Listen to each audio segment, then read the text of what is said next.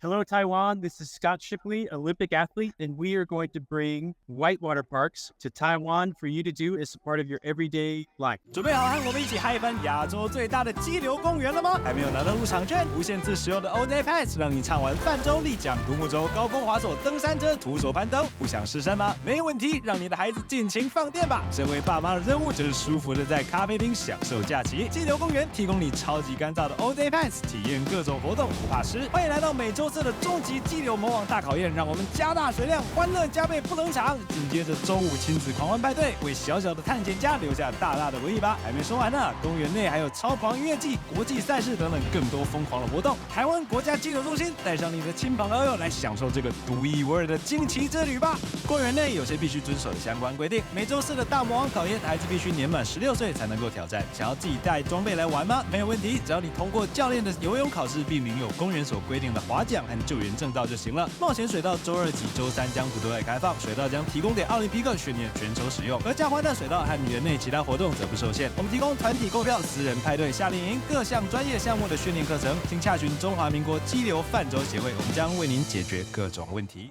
Hey， 大家好，我是小飞，我是中华民国激流泛舟协会的理事长。The park you just saw is a real park. It is a secret project that I've been working on now for over a year. It is designed by American Olympian Scott Shipley. Hello, Taiwan. This is Scott Shipley, Olympic athlete. I was ranked first in the world for about 9 years in whitewater slalom. And when I went to build whitewater parks, I wanted to build best whitewater for these elite athletes. And then as I started to work in this field, what you realize is there's only a few elite athletes in the whole world. And so who you're really building it for is school kids and church groups and families and companies that want to come and be together and try these outdoor sports, whether it's Olympic sport or just rafting or to do an outdoor sport where there's zip lining and climbing and doing all of these things. That's what we bring with these whitewater centers. So they started out as whitewater parks and they've become outdoor adventure parks, which is so many things to so many people to get them to put down their iPad and come outside and be active. Interesting and powerful message, especially in a place like Taiwan, where most people who are getting into outdoor sports are in their 30s and 40s. We want to give more opportunities for youth sports and for family sports and provide safe spaces. My first prototype park that everybody kind of looks at is the U.S. National Whitewater Center. And we have 1 million visitors a year, which is a lot of visitors.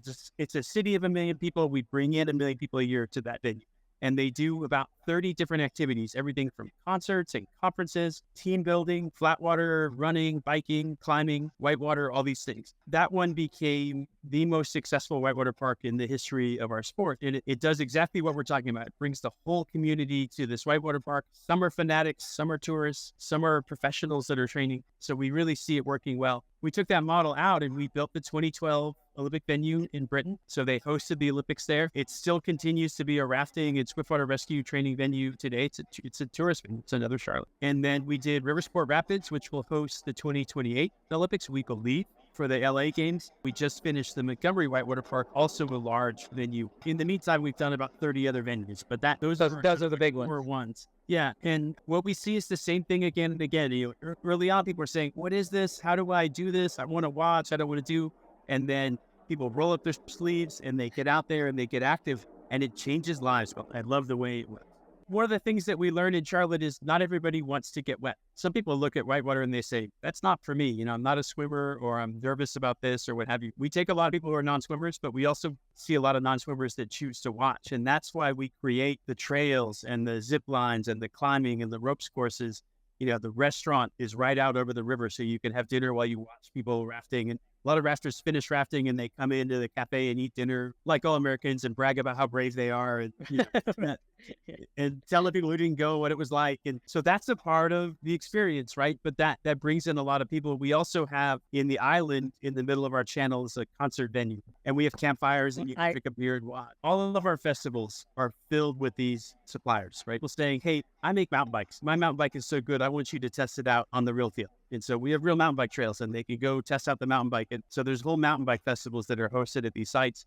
Same thing with trail running. If you want to do a running race in downtown Taipei, you have to get the police involved. You have to get a permit. You have to shut down city streets. You have to rent a parking lot and bring in temporary bathrooms, parking, access, all that stuff. At one of our venues, parking's there, trails are there, food and beverage is there, restrooms are there. We're plug and play. And so when you talk about these color runs, Spartan Challenge or some of these really interesting races people want to do, it's a great place to come in and do that. And it's seamless for the organizer. And so it makes that really easy. Again, the hurdle to getting into the outdoors is not that high at these parks. Have you ever built a park in a more remote area? If so, how did that impact the community and the businesses around there and like the economics of those areas? When you start to talk about where do we locate this, there's a couple of things to balance. You want it to be close enough that a lot of people can come, because a lot of people will want to come if it's close enough. The balance is if you're also touching the wilderness, that it's not all artificial. We create this artificial river system, but we like to have our paths go through a real forest. We create these climbing experiences, but we also want people to be able to mountain bike. So there's a balance there between what you create and what you have. And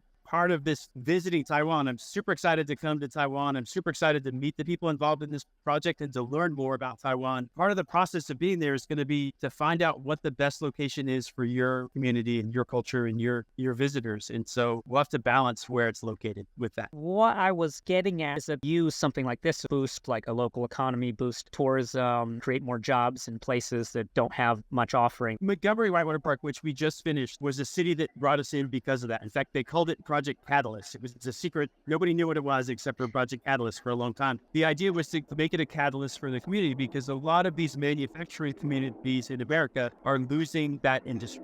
And as they lose it, people don't want to live there. The town's not as active anymore, and it starts to become a site. And so what Montgomery said is, before that's gone, we're going to try and recruit companies here, and we're going to try and create a place where people want to live and raise their families, and where people want to come and visit and spend their tourist dollars. And so we intentionally picked this part of town that had kind of fallen by the wayside. It was very economically deprived. In fact, it's an opportunity zone. And we took that opportunity zone and we created this huge attraction. And now we're already starting to see development around it. Hotels, brewery, coffee shops, and then people buying up the land to do larger developments around it. So it's a huge economic stimulus. When you think about bringing 1 million people, Charlotte, again, city of 1 million people, brings 1 million people there a year. When you start to think about those tourist dollars coming into that community, all of a sudden they're eating out in restaurants at night. People who do this, especially tourists, tend to stay overnight where they can recreate. This was fun. We'll stay here. We'll come back tomorrow and do it again. And then you also start to look at people saying, I want to locate my company there because this is an important lifestyle for me. My employee retention will be much higher because they don't want to live in a city. They want to be able to climb or mountain bike or surf or kayak.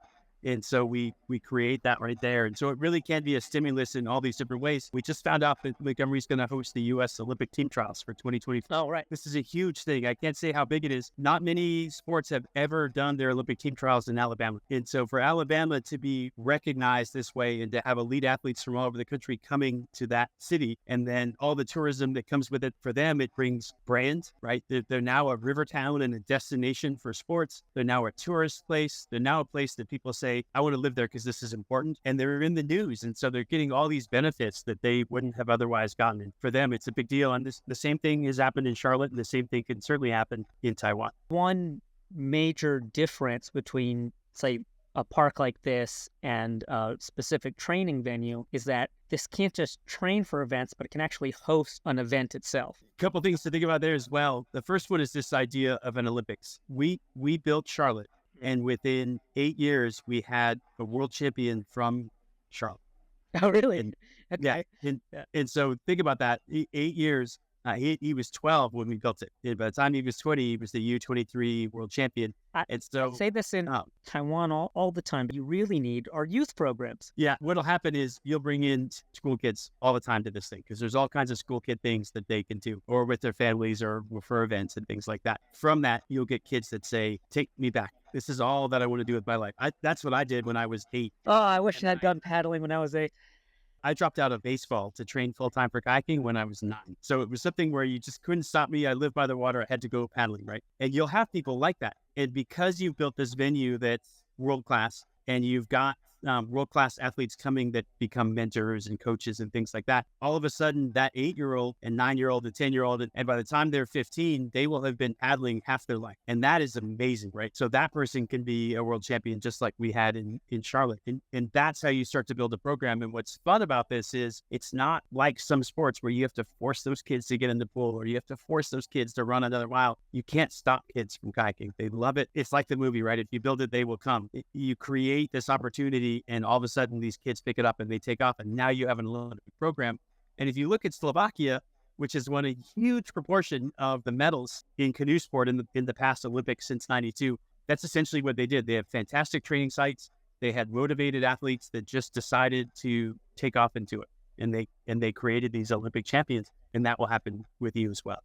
And we kind of have an issue here, which is like, we'll introduce people to paddling, and then we kind of have to like pull them back. Because now like all they want to do is paddle. They want to go everywhere and paddle. And we got to stop them and say like, no, you're not ready. Like you can't just jump in a boat and go everywhere. And I think that if there was a place that people could train, that would solve a lot of these safety issues, but also give people what they need to take it to the next level. Yes. And, what we create is controlled whitewater. We take all the things, the places your feet can get trapped, flooding, the unsafe conditions, logs, all of that comes out of the system. And so what you have is pure whitewater. People who have never done it before are in the right environment to do it. We usually create 2 channels. And one is that Olympic standard channel, which everybody can use. We take families and church groups. Everybody can raft on that Olympic standard channel, but it's also appropriate for world-class whitewater training. It's not dangerous. It's more powerful. And then we create an intermediate channel, a beginner intermediate channel on the other side. That beginner intermediate channel is something you can pack raft down. It's something where you can learn to kayak. It's something where if you've never rafted before, it's not intimidating. As a great gateway to the hard boats and to other sports. It's controlled, it's safe. We have river guards. We have guides that are trained to rescue people. Again, if somebody's in trouble, we can push a button and the water turns off. Everybody has a life jacket because you can't get on the water without a life jacket. Everybody has a helmet because you can't get on the water without a helmet. You're literally a Ninja Turtle out there. Nothing can go wrong, right? You can bounce off the things and you have all this padding in your... This video will be the first time this project is public. So this is our project catalyst that's been in the works now for about a year. Love it. Let's build an awesome water park. I am looking forward to coming to Taiwan. Thanks a lot for watching, everybody. I hope you're excited about this project as much as I am. Currently, we are in the design and site selection phase. Scott Shipley will be coming to Taiwan in the spring to finalize this process. If you're interested in this project and want to be part of it as an angel, please get in contact with us. And if you're excited about this project and want to see it near you, please comment the name of your city down below and share this video with your friends and family to help it reach more people. Thanks a lot and have a fantastic day.